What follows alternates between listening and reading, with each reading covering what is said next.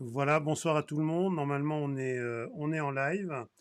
Donc, on va attendre quand même 2-3 minutes et puis on va commencer assez rapidement parce que on a la chance d'avoir le professeur Cyril Cohen avec nous. Il est très sollicité, comme vous avez pu le voir, il est très présent sur les médias français. Donc, on est particulièrement content de l'avoir ce soir On est avec nous et honoré. du temps qu'il nous consacre. Ouais, je Donc, voulais dire aux gens du groupe, on voulait dire aux membres du groupe que vous avez de la chance de pouvoir avoir ce soir en direct le professeur Cyril Cohen et qu'il va répondre au travers nous à toutes les questions que vous vous êtes posées depuis une semaine sur le groupe. Et j'espère que vous réalisez de votre chance et de la chance qu'on a nous-mêmes. On va arrêter là, je vais Bienvenue, essayer de professeur. répondre. Merci, merci, bonsoir. Il y a un alors, peu de attends, on monde va attendre là, encore Michel, 2-3 minutes, 2-3 minutes et puis on parce que démarre. moi Deux minutes. je vois pas le. Tu vois pas le live? Non, je vois pas le live. Ah, tu veux que je le mette le live? Bah écoute-moi, attends, je suis en train de vérifier euh, sur ma page. Attends. Bah, il y a déjà des gens connectés, donc je sais qu'on est en direct, hein. Voilà.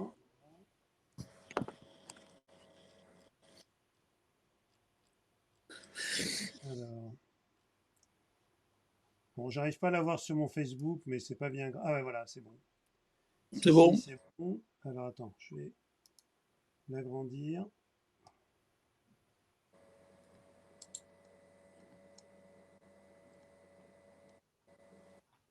Attends, voilà, j'enlève l'écho. Alors, écoute, on est déjà 70 personnes, c'est en train de monter. Donc, Ah, ça va monter. voilà, tu vois, voilà, les personnes qui commencent à nous dire bonjour.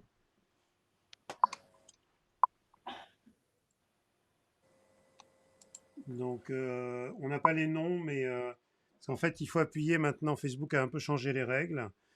Donc, moi, ce que je propose peut-être, c'est de démarrer assez rapidement pour pas perdre de temps. Le temps est précieux. Et donc, Non, on va essayer de démarrer faudrait, tout de suite avec le professeur Cohen. Alors, faudrait une centaine de personnes, attendre une centaine de personnes quand même, Daniel. C'est bon, on est à on peut attendre. 95. Hein? Voilà, on est à 95. Ouais, parce on va être beaucoup plus, tu sais, donc c'est normal que les gens, le temps qu'ils se connectent et tout. Et pas... Bon, alors je peux Voilà, pas vous voir avez qui c'est qui est là. des shalom d'un petit peu tout le monde, d'Alsace. Voilà. Bon, si on a les shalom d'Alsace, c'est bon. Du Brésil, on nous écoute du Brésil. Bah oui, bien Alors, sûr. Gilles, on t'entend On, mal. est... Bon, je sais pas, moi j'entends bien. on m'entend mal, mais parce que j'ai pas beaucoup parlé pour l'instant. Je suis pas très pas pour l'instant, mais je vais pas tarder à. Bon, on est combien? Allez, je pense qu'on peut démarrer. Il y a déjà 122 personnes. Bon, allez. Bon, professeur Cyril Cohen, bonsoir, merci d'être là. Je crois qu'on n'a Bonsoir. pas besoin qu'on représente à nouveau comme on l'a présenté. En tout cas, merci d'être parmi nous ce soir. C'était vraiment un grand honneur pour nous et pour notre groupe. Et vous savez que nous, on a un groupe dont on s'occupe depuis. Gilles, Je on crois qu'on t'entend l'a plus là. perdu. On a perdu Gilles.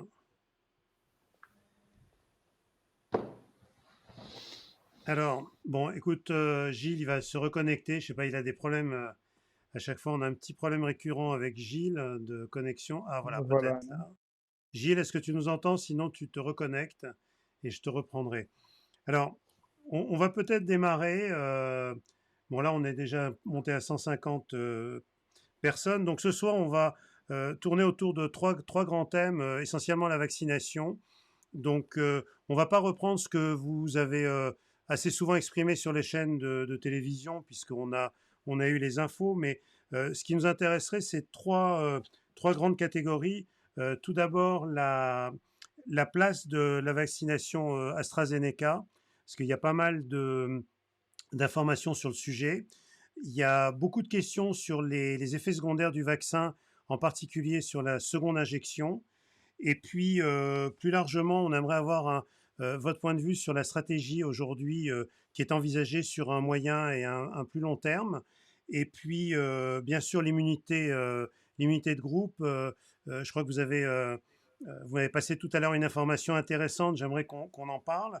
Et enfin, si on a le temps, il y a beaucoup de gens qui se posent des questions s'ils ont eu le Covid ou s'ils ont attrapé le Covid au moment de la vaccination, qu'est-ce qui se passe? Voilà.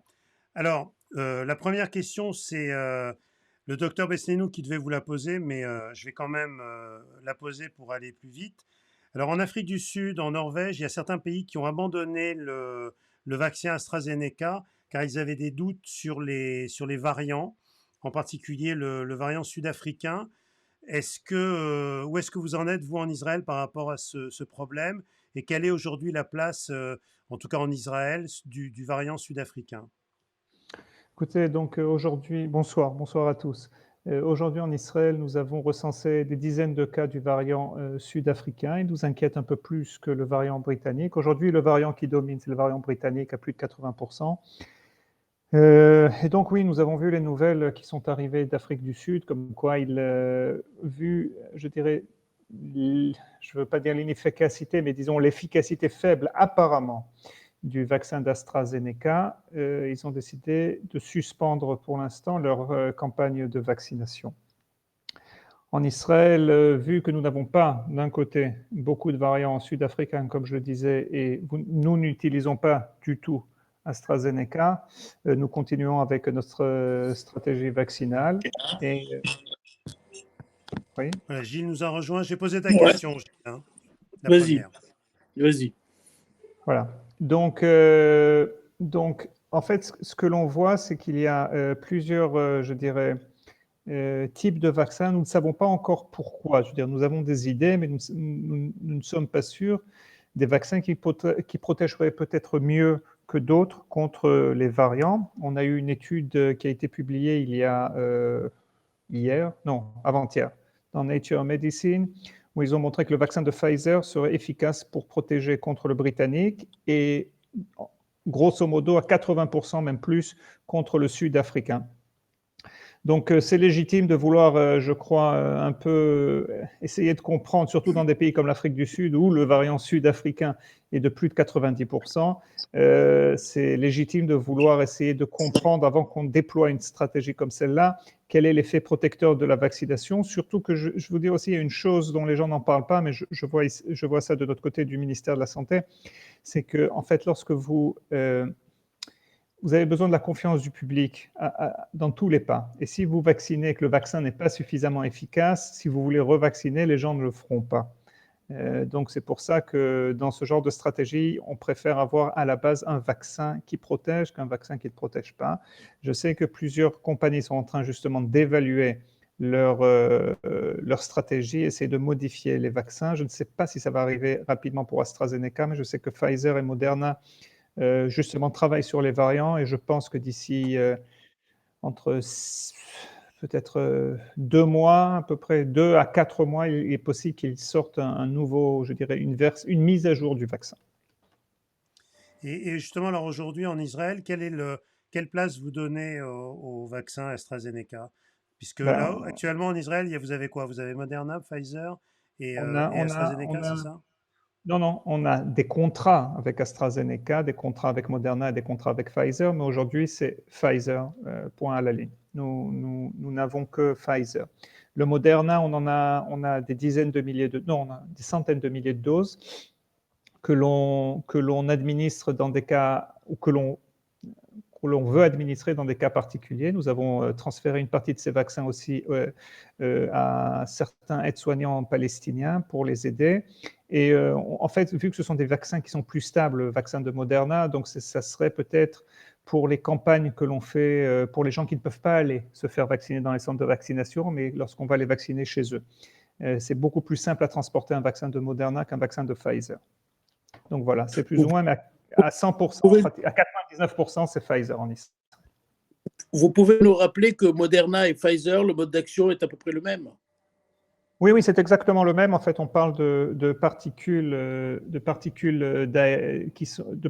lipides, de ce qu'on appelle des nanoparticules, en fait, dans lesquelles il y a un petit bout d'ARN. Ce petit bout d'ARN, c'est la recette pour préparer, pour donner à nos cellules. En fait, ce sont nos cellules qui préparent le vaccin. Donc, on leur explique, vous savez, nos cellules sont pleines d'ARN, c'est comme ça que nos cellules fonctionnent. Donc, on a les ARN de manière générale pour nos protéines, pour produire nos protéines. Donc là, on rajoute juste, vous savez, on a des millions de molécules d'ARN dans nos cellules. Donc là, on rajoute juste de manière temporaire. Quand je dis temporaire, c'est quelques heures à 24 heures, maximum 48 heures. On a un petit bout d'ARN qui se dégrade très rapidement, mais qui permet, dans ce laps de temps, à nos cellules de produire une partie de la protéine virale, d'une des protéines virales du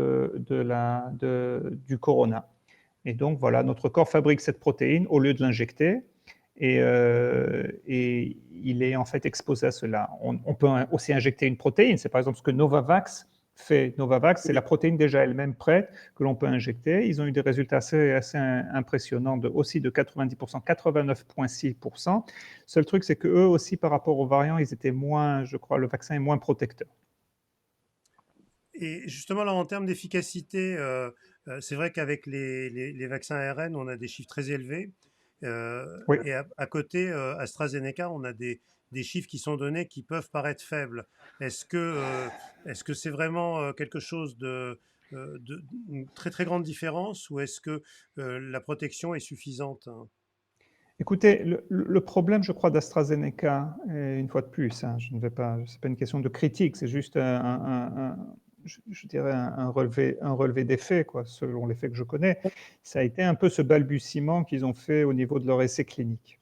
En fait, ils se sont rendus compte, je ne sais pas si vous le savez, je pense que vous le savez, que lorsqu'ils ont injecté 2 doses, c'est-à-dire une dose et après une autre dose, ils ont eu 62% d'efficacité. Mais à un moment, pour un groupe, ils ont fait une erreur. Ils ont fait une erreur dans laquelle il y avait un mauvais calcul au niveau de la dose. Ils ont injecté une demi-dose au lieu d'injecter une dose entière pour la première vaccination et après une dose entière pour la seconde vaccination. Donc avec une dose et demie, ils ont eu 90% d'efficacité. Et après, donc, ils ont mélangé tous ces chiffres, bien que c'est bon. Ça ne m'inquiète pas trop, mais ce n'est pas comme ça qu'on fait un essai clinique, quoi. Et je comprends, ils étaient pressés. Ils ont dit on a 70% d'efficacité. Donc, il y a des raisons biologiques pour ça, en fait.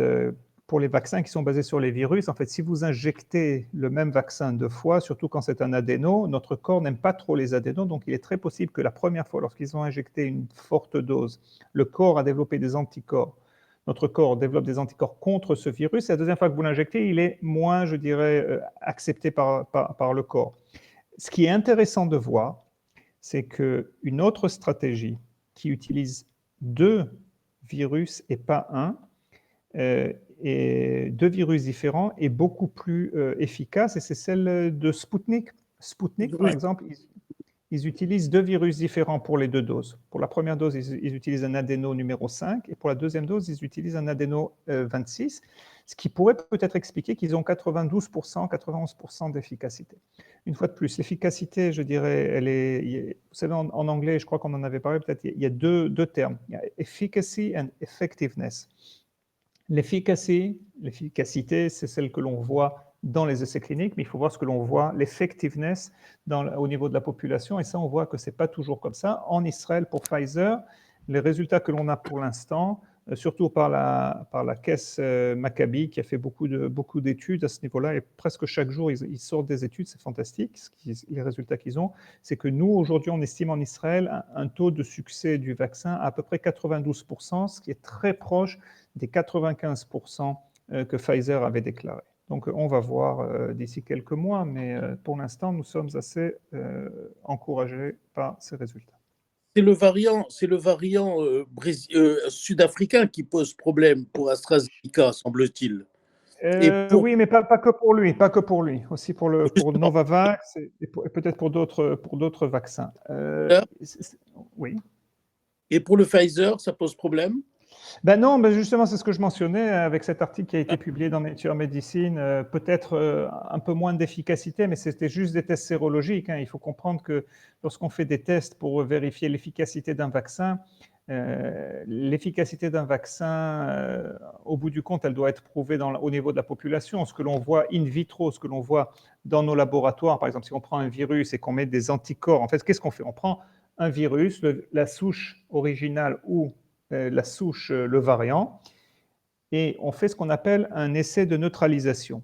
C'est-à-dire qu'on prend des cellules vierges sur lesquelles on jette le virus pour qu'il les infecte et on rajoute des anticorps du plasma de gens qui ont été vaccinés. Et on voit si ces anticorps empêchent l'infection de ces cellules. Et donc, ce qu'ils ont vu quand même pour Pfizer, c'est qu'il était protecteur à au moins 80% contre le variant sud-africain. Donc ça aussi, c'est de bonnes nouvelles, mais il faut prendre en compte qu'on a aussi des cellules T, des lymphocytes T, que en général, on ne vérifie pas dans les tests sérologiques du tout. Et ces lymphocytes T pourraient aussi donner une protection qui est autre, parce que je ne veux pas rentrer dans les détails. Les anticorps reconnaissent une structure tridimensionnelle, alors que les cellules T, ce sont des structures linéaires. Il est très possible que dans une structure linéaire, l'impact de la mutation est moindre. Mais je ne voudrais pas rentrer là-dedans, c'est peut-être un peu trop technique. Et alors, c'est vrai qu'en France, vous savez qu'on a démarré AstraZeneca. Exact. Alors, pour les moins de 65 ans, si je comprends. Voilà, tout à fait. Alors, on n'a pas le choix en France, hein, c'est pas nous qui décidons. Est-ce que vous pensez que c'est un souci ou ça vaut quand même le coup de se faire vacciner? Non, je crois qu'aujourd'hui, on ne peut pas parler de...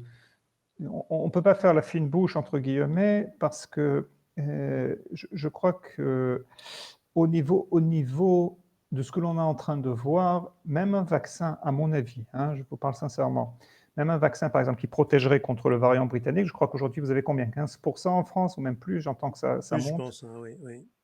Oui, il faut faire très attention, je vous dis sincèrement. En Israël, on est passé de 1% à 80% en un mois. Et c'est le variant qui nous cause énormément de problèmes en ce moment, qui touche beaucoup les jeunes. On a vu une montée chez les jeunes de pratiquement 25-30% d'infections. On a ouvert des soins intensifs pour les bébés en Israël, chose que l'on n'avait pas jusqu'à présent. On a des femmes enceintes qui ont été justement en majorité touchées par ce variant britannique. Et qui ont dû subir des césariennes et elles sont sous respirateur. Ce variant, il est très inquiétant.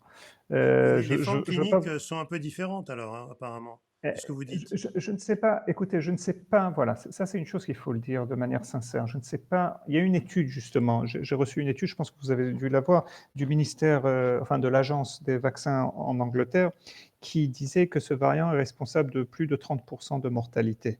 Le variant britannique, hein, je ne parle pas le sud-africain. Sud-africain, on n'a pas beaucoup d'études comparatives. Et bon, ce sont des études qui sont un peu... C'est 3 études indépendantes qui ont été rassemblées dans ce rapport.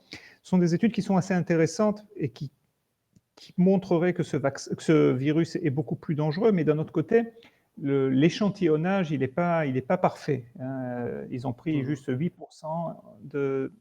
Donc, c'est dur pour moi à dire. Ce que je peux vous dire, c'est qu'aujourd'hui, ce que l'on suppose, c'est que vu qu'il se répand beaucoup plus vite, de manière statistique, il touche plus de personnes. Vu qu'il se répand plus chez les enfants, donc on a plus d'enfants malades, et si on a plus d'enfants malades, eh ben on a plus de cas graves. C'est un peu ce qu'on voit. Est-il au niveau biologique plus dangereux? Nous essayons de le déterminer quand même, mais on n'est pas sûr. Voilà. Gilles, je te laisse poser la question suivante. Non, je voudrais juste revenir sur une question, un point que vous avez abordé tout à l'heure, en disant que, en fait, quand vous vaccinez, plus vous avez peur d'avoir des réactions. Or, je sais qu'en Israël, quand vous vaccinez avec le Pfizer, vous donnez une date limite de péremption du vaccin. C'est-à-dire que vous donnez un bulletin de vaccination avec une date limite de validité, qui est de 6 mois. 6 mois. Oui. Je voulais savoir, est-ce que vous envisagez donc par la suite de faire un rappel dans 6 mois et auquel cas, n'avez-vous pas peur de la 3e injection? Parce que moi, j'ai fait déjà la 2e et je peux vous dire que la 2e a été un peu plus violente que la première. Est-ce que la 3e injection ne risque pas de rendre exponentielle la réaction? Écoutez, pour l'instant, bon, il y a plusieurs choses à dire. J'ai fait aussi la 2e injection, hein, je l'ai faite moi-même, hein, je me suis injecté moi-même. Comment? Moi, je ne peux pas m'injecter, on ne peut pas, on n'a pas le droit. Non, On m'a aidé, d'accord? On m'a aidé. Allez. Hein. J'avais besoin d'infirmières quand même qui me tiennent mon muscle. C'est sur Facebook. Hein, pour ceux qui veulent voir, je ne cache rien parce qu'il y a beaucoup de gens qui ont dit est-ce que le professeur Cohen est vacciné? Oui, le professeur Cohen est vacciné. Il ne s'est pas fait vacciner, il s'est vacciné. Donc, bon, non, ce que je voulais dire, c'est que les 6 mois, en fait, c'est parce qu'on ne sait pas. Hein. On suppose que, mais il est très possible que dans 6 mois, nous disions, ben, écoutez, on prolonge de 6 mois de plus. D'accord? C'est-à-dire que le vaccin sera valable 1 an. Maintenant, il n'y a pas encore d'essais cliniques qui ont été faits pour le rappel. Et j'espère que Pfizer va faire des études comme ça. Parce que oui, dans un sens, quelquefois on parle d'une réaction peut-être plus violente, mais vous savez, après 1 an, justement, c'est vraiment un rappel. Je veux dire, là, n'oubliez pas, c'est 3 semaines qui sont passées, notre système immunitaire est encore très actif. Après 1 an, on voit vraiment un déclin du nombre d'anticorps qui sont produits, on voit ça même après 2-3 mois, hein, du nombre d'anticorps qui sont produits, du nombre de l'efficacité des cellules T. Donc, pour l'instant, je ne sais pas, je ne veux rien dire parce que nous ne savons pas. Il faut aussi savoir dire je ne sais pas. C'est une question. On a beaucoup d'inquiétudes sur cette deuxième injection.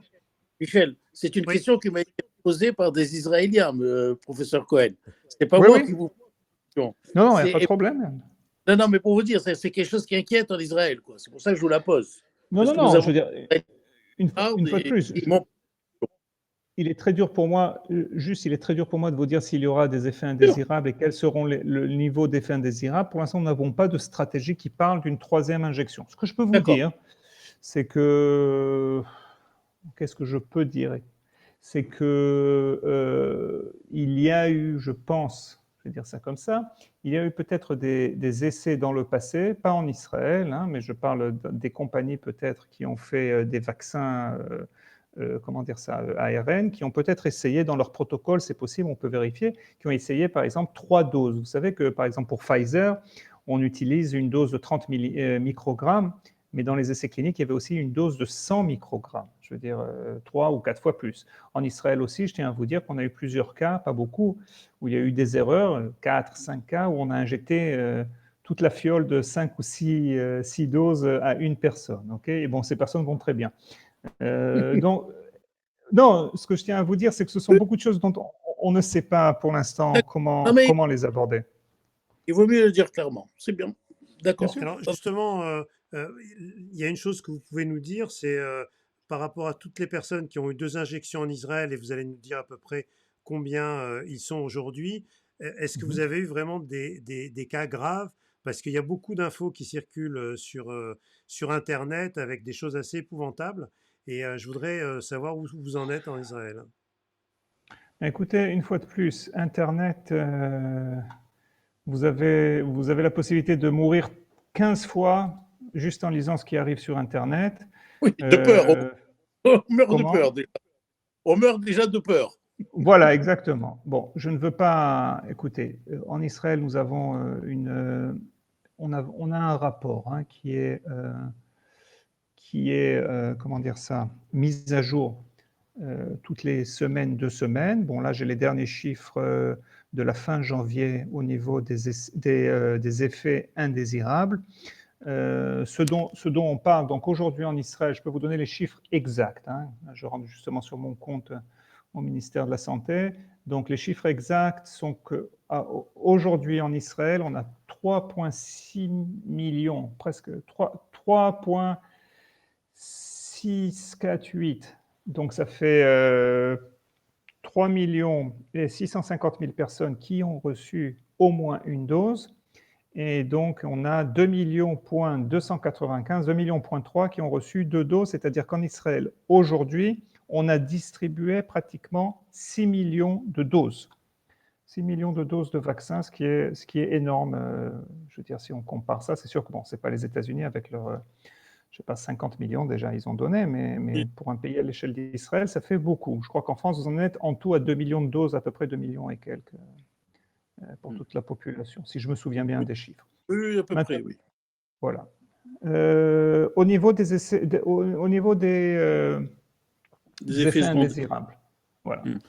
Au niveau des effets indésirables, écoutez, ce que l'on a vu, hein, c'est essentiellement des douleurs, essentiellement de la fièvre, et on voit, alors je vais vous dire plusieurs choses. Petit 1, on voit plus d'effets indésirables chez les femmes que chez les hommes. On voit plus d'effets indésirables chez les jeunes que chez les plus âgés.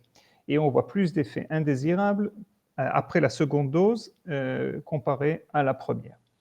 Donc tout ça, ça a été confirmé. Maintenant, au niveau du type d'effets qui sont, je dirais, un peu plus, entre guillemets, sérieux, alors on a des effets comme bon, de l'urticaire, des démangeaisons, on a eu quelques chocs anaphylactiques, à peu près, donc je peux vous en parler, donc au niveau des chocs anaphylactiques, on a eu à peu près, après la première dose, 1 sur 1 million, ok. Ouais. Et qui a Et été récupéré, j'imagine. oui, oui, ils ont tous été récupérés, très rapidement d'ailleurs.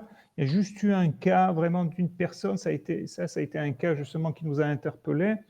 Il y a eu juste un cas où la personne est quand même rentrée chez elle, parce qu'en général, lorsque vous avez un terrain, d'abord on vous demande de rester au moins un quart d'heure dans le centre, et même plus.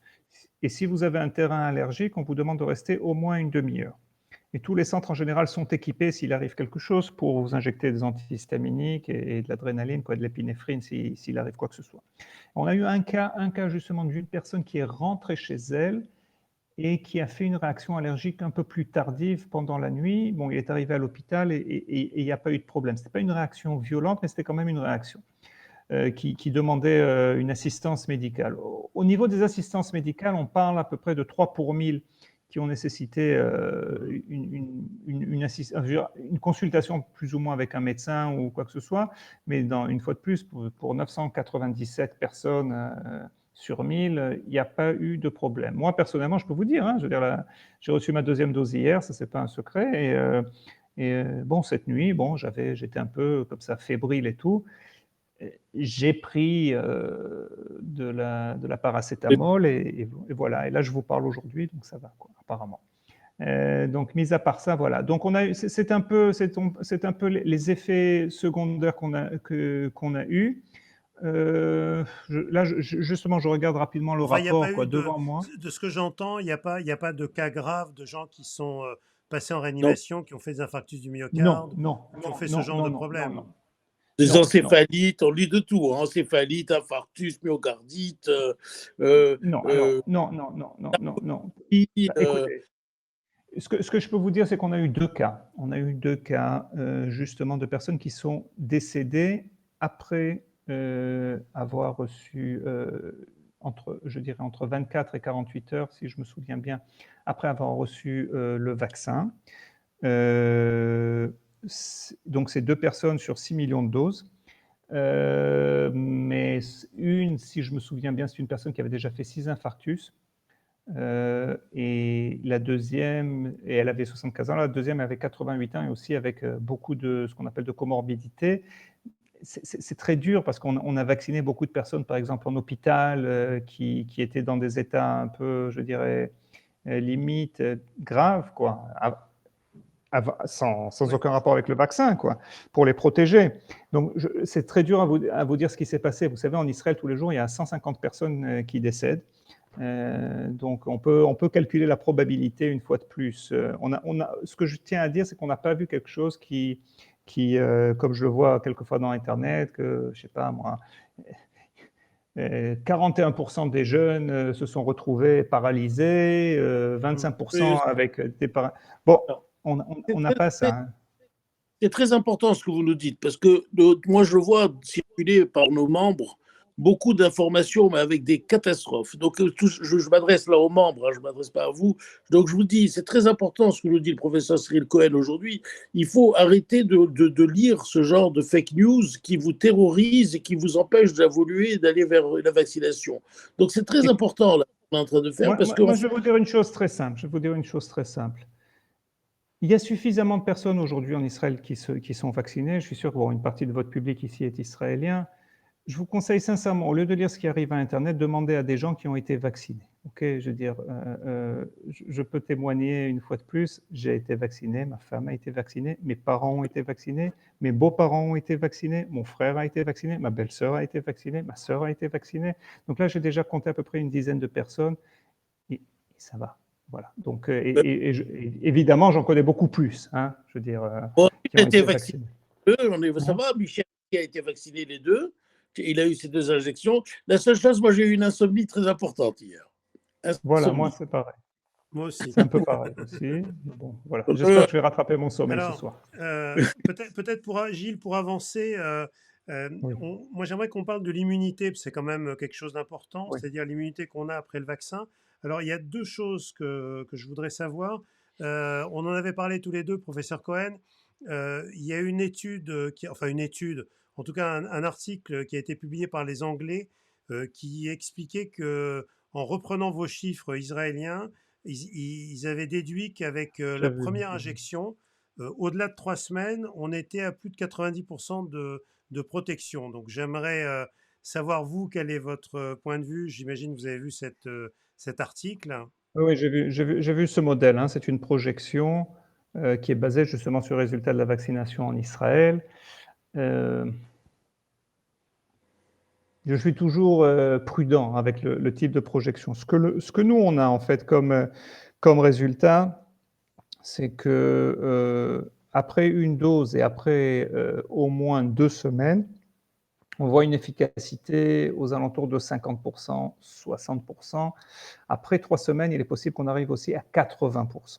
D'accord. Là, je parle de plusieurs études qui ont été faites en Israël un peu en parallèle. Euh, et après, justement, ce que je vous disais, après les 2 doses, une semaine, on a une étude de Maccabi qui nous parle de 91-92%. Donc oui, il y a une immunité qui se met en place à partir du 12 à 14e jour, okay, après la première dose, mais il y a une chose qui est aussi très importante. En fait, en Israël, nous insistons à la vaccination telle qu'elle a été faite dans les essais cliniques, parce que une des choses qui pourrait arriver si vous avez juste une seule dose, c'est vrai que vous pouvez avoir 80% d'efficacité à court terme. On ne sait pas ce qui va arriver à long terme. En général, le rappel que l'on donne, c'est pour renforcer les cellules mémoire dans notre corps pour que cette immunité dure plus. Alors, c'est vrai qu'aujourd'hui, on ne sait pas combien de temps elle va durer. C'est pour ça justement qu'on évoquait cette possibilité que c'est au moins 6 mois.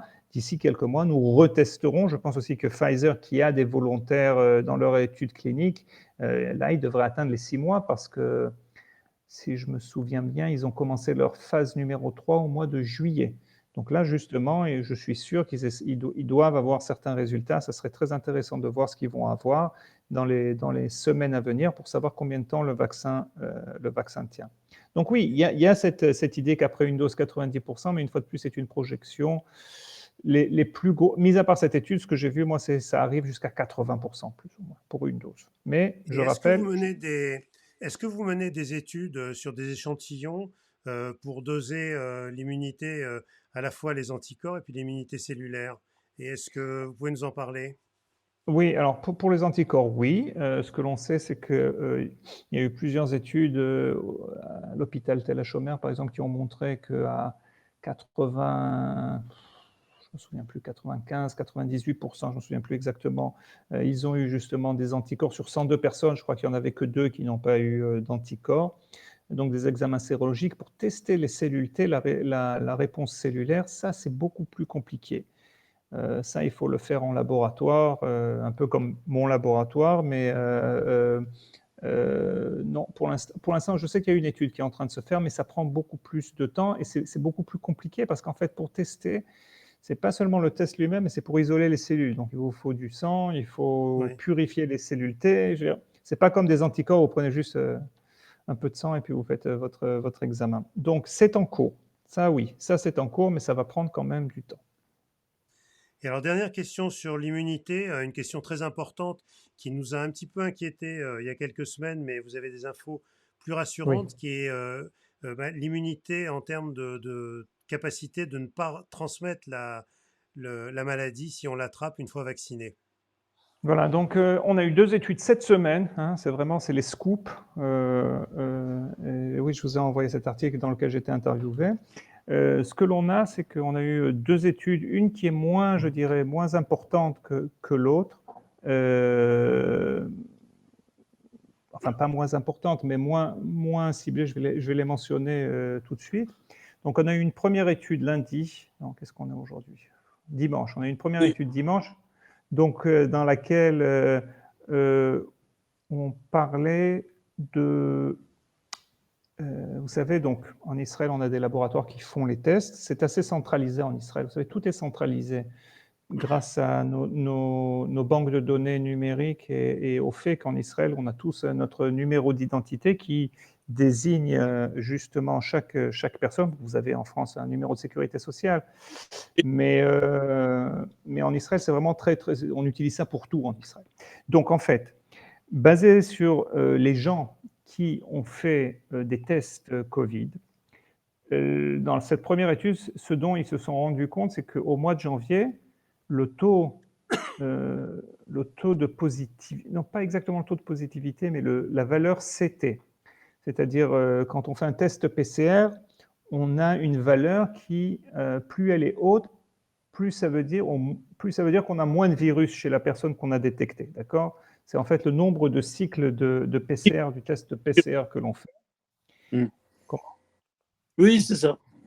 Voilà. Donc, en fait, ce qu'ils ont vu, c'est que si vous comparez au mois de janvier et au mois de décembre, pour les plus de 60 ans, il y a une augmentation de la valeur CT dans les tests PCR, ce qui voudrait dire qu'il y a moins de portage viral chez les gens en général. Et vu que la plupart des gens de plus de 60 ans ont été vaccinés fin décembre, début janvier, donc pour eux, ce que ça voulait dire, c'est qu'il y a moins de portage viral.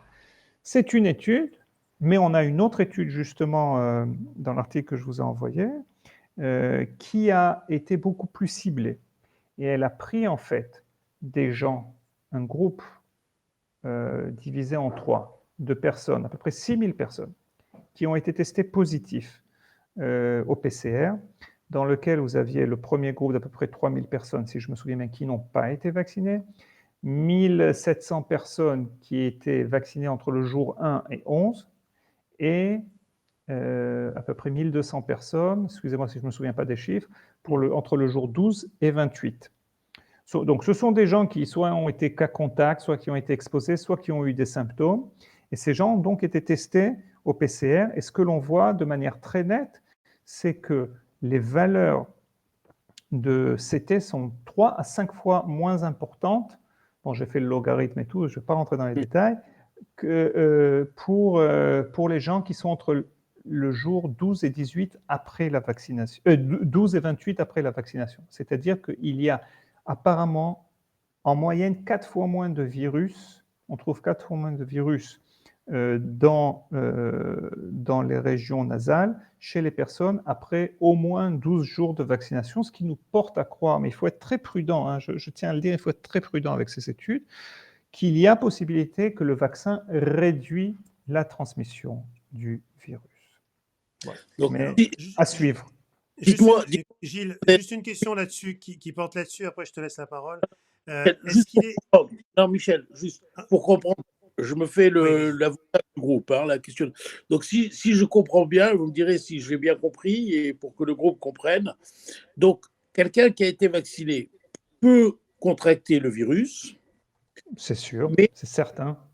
D'accord. Mais il a moins de chances de faire une forme grave et moins de chances de contaminer quelqu'un d'autre. Exact. Donc, dans lui, c'est ça? Donc voilà, ça, je vais dire comme ça. Nous avons une étude en ce moment qui a montré que, aussi une étude de Maccabi, on a plusieurs études. On a une étude qui est du ministère de la Santé qui a montré sur 700 000 personnes, il y avait juste 350 personnes qui ont attrapé la Covid-19. Donc vraiment, c'est une chute par rapport à la population générale. On a l'étude de Maccabi qui est beaucoup plus ciblée, où il y a eu 417 000 personnes, à peu près 416 900 personnes, où il y a eu juste 254 personnes qui ont attrapé la Covid, comparé à un échantillon de 778 000 personnes, où il y a eu à peu près 12 000 personnes qui ont attrapé la Covid. Si on ajuste les chiffres, ça fait à peu près 254 ici, et là, ça fait à peu près 6-7 000 personnes. Donc, il y a un effet protecteur du vaccin, et dans les 254 qui étaient vaccinés, ils avaient tous des maladies légères. Et la caisse maladie les a appelés un par un pour savoir quels étaient leurs symptômes. Et on voit ça aussi aujourd'hui dans les hôpitaux, je tiens à dire. Par exemple, on a des résultats d'Ichilov, qui est un des plus grands hôpitaux à Tel Aviv, qui a justement montré, je l'ai mentionné sur les médias français ce matin, je crois, qui a montré que 77%, quand vous rentrez dans une unité Corona, dans leur unité Corona, 77% sont des patients qui n'ont pas été vaccinés, 20% ont été vaccinés avec une dose, 2% ont été vaccinés avec 2 doses, mais il n'y a pas eu une semaine qui est passée, et 0,23% sont des patients vaccinés avec 2 doses, et il y a au moins une semaine qui est passée. Donc des patients protégés. Donc on voit vraiment... une fois de plus, on a vu une chute dans les EHPAD de 1500 cas à peu près il y a 2 semaines à la semaine dernière 300 cas. On pense vraiment sincèrement que le vaccin protège. Notre gros problème aujourd'hui, parce que j'entends souvent ces critiques, bien que les chiffres ont commencé à baisser, j'espère que ça va continuer, c'est alors comment vous expliquer qu'il y ait 6 000 cas par jour. Aujourd'hui, c'est 6 000 cas. Il y a 3 semaines, c'était 10 000 cas. Ça commence aussi à baisser. On voit aussi la mortalité qui baisse, au fait, de 25%. Elle a baissé ces dernières semaines. Eh ben, notre gros problème, c'est le variant britannique. Et je crois qu'en fait, on s'oriente vers un scénario où il y aura des contaminations, mais où les symptômes seront moins graves. D'accord. Juste, Mais comment ouais, vous vas-y. expliquez, comment vous expliquez que le vaccin, c'est un vaccin ARN? Comment se Oui. fait-il qu'il y ait moins de virus dans le nez? Ah, parce que en fait, votre système immunitaire développe des anticorps, des cellules T, et donc le virus a apparemment moins de possibilités. Je veux dire, nos anticorps se baladent dans tout le corps. C'est-à-dire que, vous savez, hein, quand j'injecte Oui, mon vaccin ici et que je prends une goutte de sang de mon doigt, hein, je veux dire, j'aurai des anticorps. Donc le sang est présent partout dans notre corps. Et c'est lui qui bien sûr. porte les anticorps. Donc c'est ce que l'on pense. Hein. Je veux dire, c'est que le vaccin, le virus ne peut pas trop se reproduire. Mais une fois de plus, je veux être très très prudent parce que je vais vous dire une chose. Bon là, je dois revenir à ma spécialité immunologique. C'est que une des choses que je n'ai pas encore vues, et c'est une chose qui m'intéresse, c'est ce qu'on a. Vous savez, on a différents types d'anticorps. Et les anticorps qui sont très importants justement, qui font barrière dans les muqueuses, c'est ce qu'on appelle les IgA. J'essaie de le dire en français, les immunoglobulines de type A. Ça, je n'ai pas encore vu. En général, vous savez, pour les immunoglobulines qu'on vérifie, c'est les M et les G. Donc ça, je n'ai pas encore vu. J'aimerais voir une étude là-dessus. Ça, je vous le dis sincèrement, pour que je sois un peu plus ou encore plus convaincu que tout marche bien. Voilà. Oui, la question que je voulais vous poser, il y a deux petites Oui. questions. La première, souvent il y a une confusion de la part des gens entre être contagieux et la notion de porteur sain. Donc on est d'accord que les gens qui ont été vaccinés, qui peuvent attraper le Covid, c'est pendant une période très limitée. Il n'y a pas de porteur sain, professeur Cohen. C'est-à-dire, porteur sain pour vous, c'est C'est-à-dire des gens asymptomatique. qui ne sont pas malades, mais qui gardent d'une façon quiescente en eux le virus pendant très longtemps. Ah, pendant très longtemps. Sur combien de temps? Ouais, c'est la question. Non, parce on n'a pas vu de tel phénomène. C'est-à-dire que, en général, hein, si on analyse les réponses immunitaires, les contaminations, en général, on parle d'une possibilité d'être contaminant 2 jours après le premier contact, plus ou moins, hein, avec un pic qui arrive vers les 4 jours après le premier contact, 4-5 jours.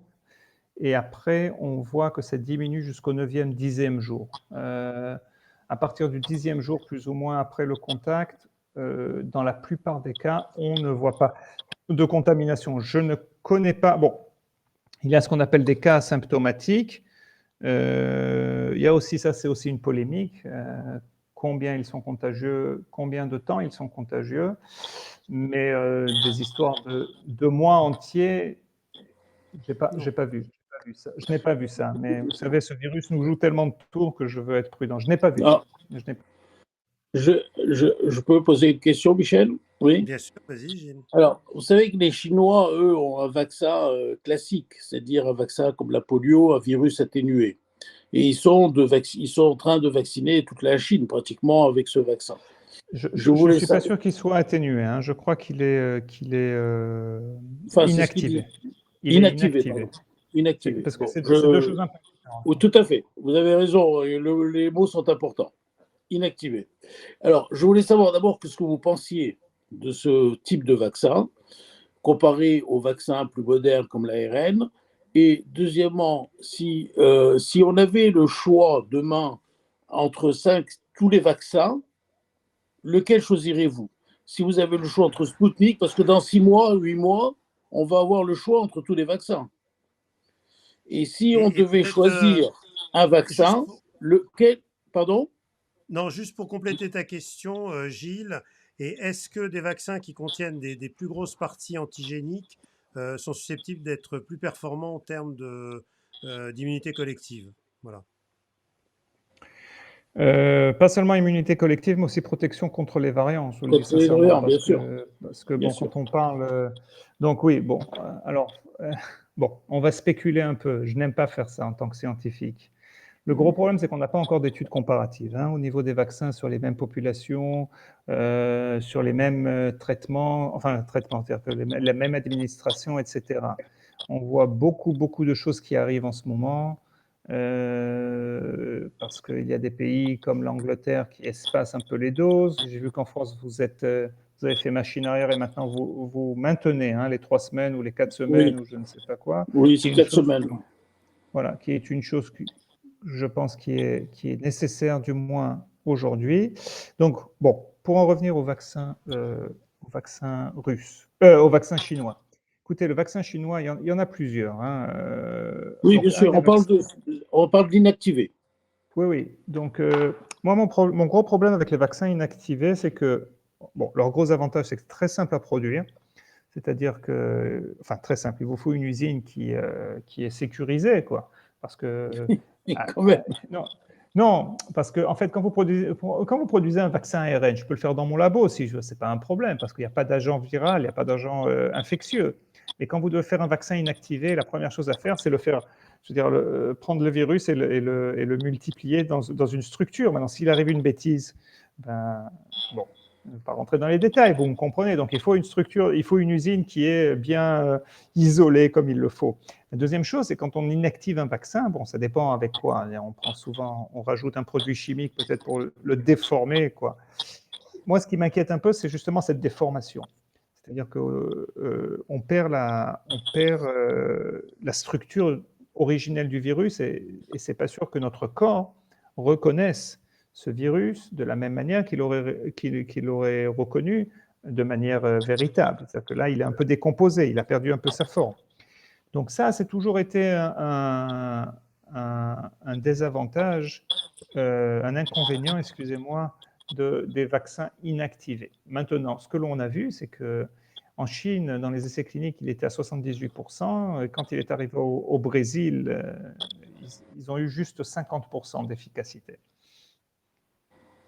Donc, je suis un peu sceptique en ce qui concerne les vaccins inactivés. Je suis sûr qu'il y aura peut-être de meilleurs vaccins inactivés, mais pour l'instant, je suis assez sceptique. L'avantage, une fois de plus, vous savez, je vais vous dire, c'est mon sentiment personnel, il est très possible qu'on s'oriente, mais ça va prendre du temps quand même, on s'oriente vers une stratégie où peut-être on mélangera, entre guillemets, les vaccins. Peut-être qu'en premier temps, on fait ça, et puis si on veut contrer les variants, on fera peut-être l'inactivé, parce qu'on a déjà une immunité par les vaccins ARN, et puis ce sont des possibilités, des scénarios qui existent. Hein.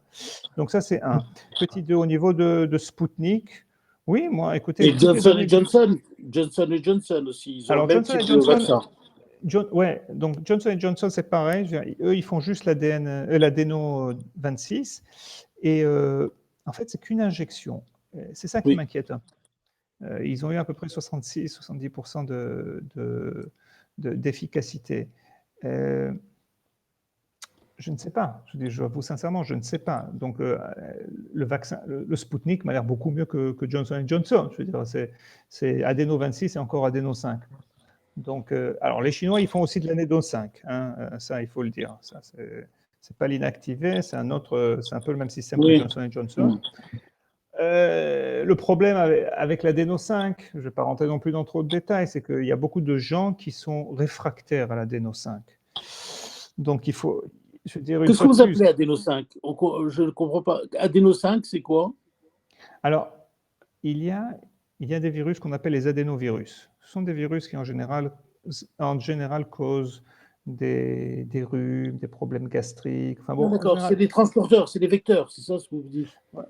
Voilà, c'est des vecteurs. Donc, il y a l'adéno, et c'est une famille de virus, et puis il y a différents, ce qu'on appelle types. Alors, il y a le 1, il y a le 2, il y a le 3, il y a le 4, il y a le 5, il y a aussi le 26. Je ne vais pas rentrer dans les détails. Ces familles de virus ont été étudiées parce qu'elles ne sont pas nocives, elles ne sont pas dangereuses. Ils ne sont pas dangereux, ces virus ont été étudiés pour être vraiment vecteurs, portés, délivrés à notre corps, pas délivrés. Ouais. Non, pas de l'ARN, c'est de l'ADN dans ce cas-là, mais c'est lui donner la recette pour faire la protéine virale. Donc, maintenant, la question qui se pose, quand vous développez un vaccin, vous voulez que le corps réagisse contre la protéine que vous introduisez et pas contre le virus lui-même, parce que s'il neutralise le virus que vous avez injecté maintenant, eh ben, il n'y a pas de chance pour le vaccin qui marche, parce que vous avez tout stoppé à la base. Donc, c'est pour ça que, par exemple, AstraZeneca a décidé d'utiliser un adénovirus de chimpanzé, parce que ce n'est pas un truc qui se balade dans la population humaine. Pareil pour l'adéno 26, ce n'est pas un truc qui se balade de manière générale dans la population humaine. Mais l'adéno 5, il est un peu commun. Et on sait qu'une des propriétés des adénovirus, c'est qu'ils sont très immunogéniques. C'est-à-dire que quand vous faites une thérapie génique ou quand vous faites un vaccin basé sur de l'adénovirus, après la deuxième injection, c'est peut-être ce qu'on a vu chez AstraZeneca, après la deuxième injection, et bien votre corps stoppe ce virus avant même qu'il entre dans vos cellules. Donc voilà, donc, c'est ça que je tenais à dire, c'est que je pense que la stratégie russe à ce niveau-là, elle n'est pas mauvaise, elle n'est vraiment pas mauvaise. Voilà, donc les vaccins ARN, écoutez, pour l'instant, on pense qu'ils donnent de bons résultats. Je ne sais pas combien de temps la mémoire immunitaire va se développer avec ces vaccins ARN, mais pour l'instant, on a de bons paramètres, c'est ça. Et même AstraZeneca aussi avait de bons paramètres à la base, je veux dire cellules T, anticorps, etc. Écoutez, il faut être humble, on ne comprend pas tout et on ne sait pas prédire tout ce qui va arriver. Bon, enfin, apparemment, d'après ce que vous dites, quand même, c'est le Pfizer, le mode de fonctionnement de Pfizer et Moderna semblent les plus favorables, quand même. Pour l'instant, ça semble le plus favorable. Un que j'aime bien, je le dis, c'est le Novavax. Parce que le Novavax, c'est juste la protéine. C'est juste la protéine. Il y a un autre labo, sinon. Il n'y a que Novavax. Il y a plusieurs. Il y en a 200 à peu près en préparation. Donc, vous savez, je pense qu'on va voir des mises à jour d'ici quelques années. Vas-y, Michel. Gilles, il y a une question qui revient souvent que j'aimerais poser au professeur Cohen. Ce sont les gens qui s'inquiètent du moment où ils font la vaccination et s'ils ont pu contracter sans le savoir le Covid, être asymptomatiques et ils se font vacciner. Est-ce qu'il y a un risque? Quel est votre avis sur ce sujet? Ou alors s'ils ont eu le Covid entre les deux injections? Non, il n'y a pas de...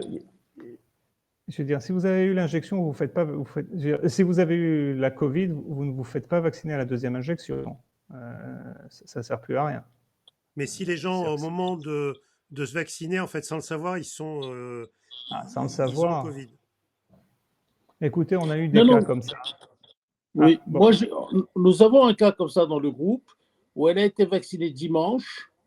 Et en fait, elle a déclaré sa maladie, elle pense qu'elle a été contaminée le jeudi ou le vendredi d'avant. Elle a déclaré mardi d'après la maladie. Oui. Et elle m'avait posé la question, est-ce qu'il faut qu'elle fasse la deuxième injection? Ben non. Moi, je lui Il ai n'y a dit pas... oui, malheureusement.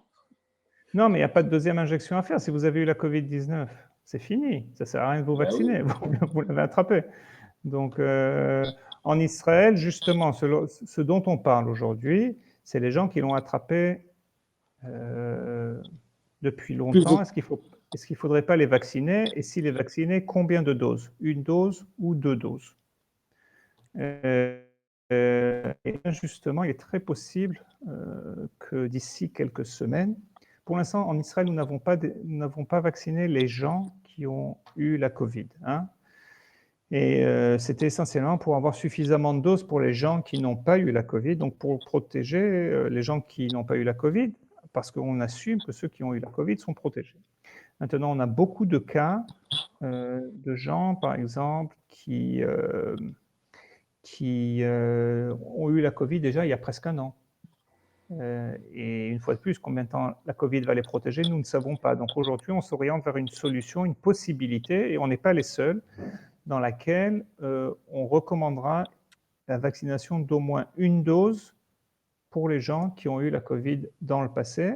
Une fois de plus, c'est volontaire, ce n'est pas obligatoire, peut-être pour les protéger un peu plus, parce qu'on a vu dans certaines études que le nombre d'anticorps et leur puissance est beaucoup plus forte après un vaccin qu'après la Covid-19 dans certains cas.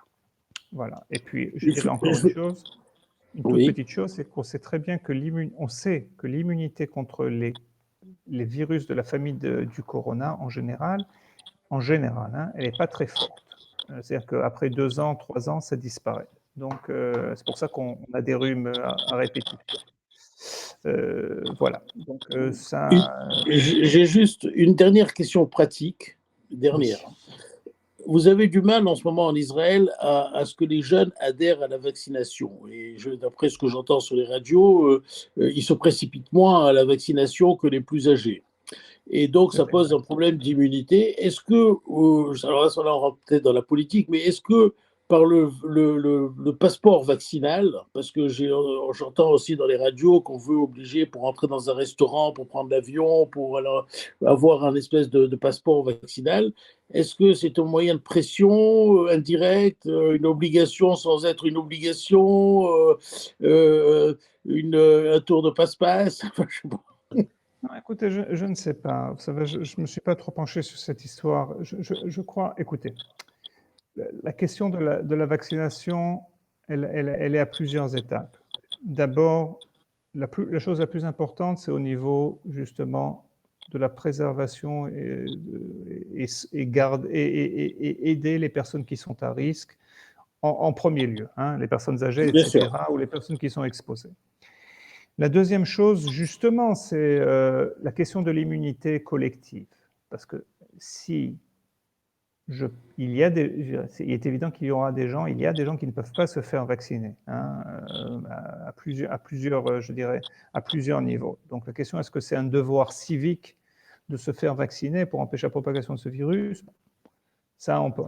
Maintenant, ce qui est pour tenter les jeunes, écoutez, oui, c'est vrai, nous voyons un ralentissement de la vaccination chez les jeunes. Je dirais ça de manière très, très simple. Hein.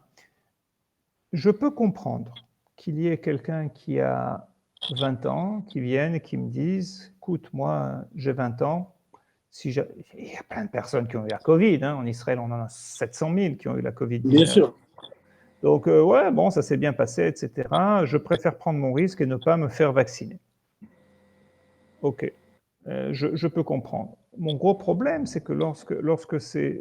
Et ça peut expliquer, je veux dire, je ne pense pas qu'il faille obliger ou rentrer dans une stratégie où on oblige les gens à se faire vacciner, où on crée des leurres ou des machins.